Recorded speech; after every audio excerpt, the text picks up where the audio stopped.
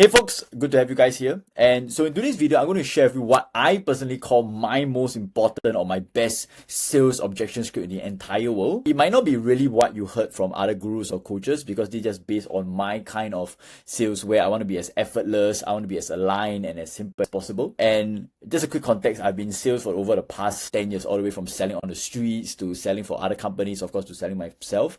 And for a very long time, while I was pretty decent at sales, I didn't really like it or it started to drain me quite a little bit because I rather focus on what I really enjoy, right? Which is coaching, helping people, adding value, diagnosing.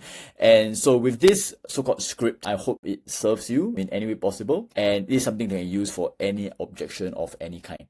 With that said, the first thing I want to do a disclaimer, which is it's very important that you have this energy of what I call detachment from the sale.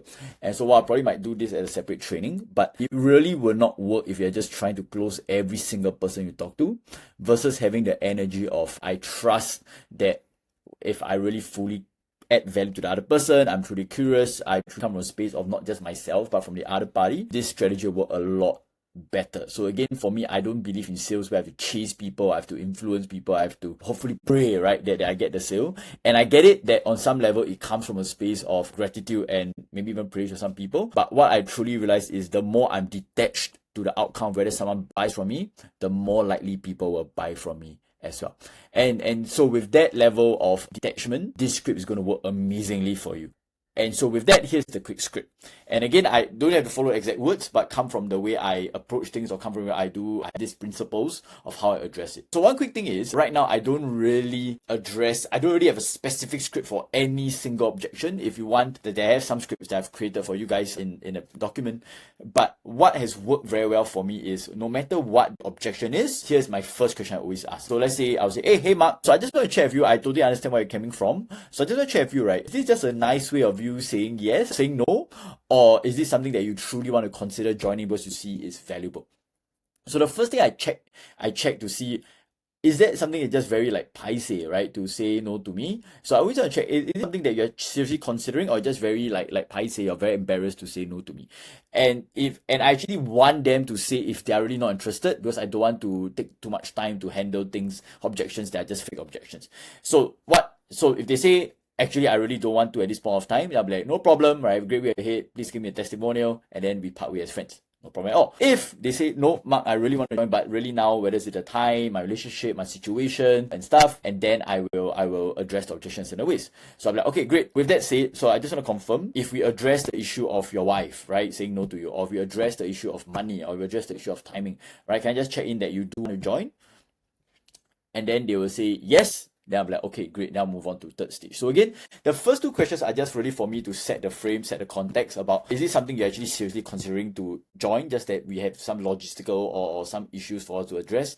If they say yes and yes, and I feel that I'm my ideal client, and then I'll move on to the third stage, which this is when it gets a bit more flexible. So let's say, for example, if it's a financial challenge, right? So I say, okay, so I just want to confirm with you. So if let's say we address something with the financials, you'll be able to join. If not, no problem at all. So this is a very quick tip, which is I always say something like no problem at all to pressuring them to sign up. If they want to, great. If not, there's really no problem about it.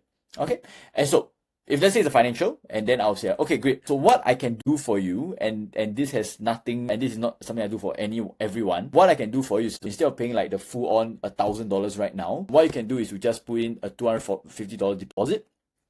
It's totally 100% refundable. We'll move on to the next call, a kickstart call first, and then you can decide whether you want to join us later. Or, so that's just being very flexible. Or it could even be, so instead of you having to pay $5 per month right now, what I can do just for you is for the next 1 month, for the next 3 months, right, it'll just be $400, and then you can continue if you make more money. If not, no problem. Over here, there's no specific script as I mentioned, but this is when I just become as flexible as I can while setting my boundaries, as long as I believe that the ideal client works well for me. So for example, if it's, let's say, a wife challenge, right? Let's say the partner doesn't want to say yes to the program and stuff. I say, okay, so what I would do, right? What I can do for you is you just put in $100 deposit today. It's totally refundable, so I can always refund you back $100 if you don't want to. And what you can do is you can have a chat with your wife, right? And what you do the next call, we can come in together to really review maybe your conversation with your wife, to review your progress, and then we can kickstart your game plan. And if you still feel that it's not valuable for you, or your wife really says it's a hell no and doesn't want to say yes to you coming on and achieving your goals,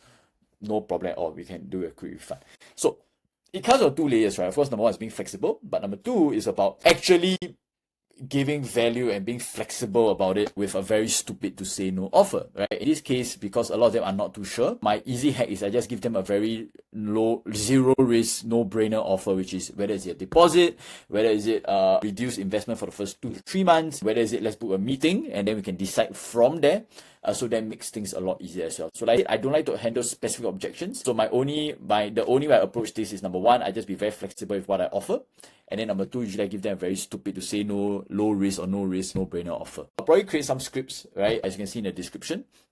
But really the main important thing to realize is that for me, number 1, I always check in, are they just saying no to me because are they just saying maybe because they're just embarrassed to say no, or they truly want to join but they logistically they can't? That's number 1. But 2 is I'll confirm, right, to say, hey, if we give you something more flexible, or if we give you arrangement where your wife would actually be supportive of you joining, you can come on. So this is what we call isolate the challenge. And then number 3 is I'll give them a very flexible, stupid to say no offer.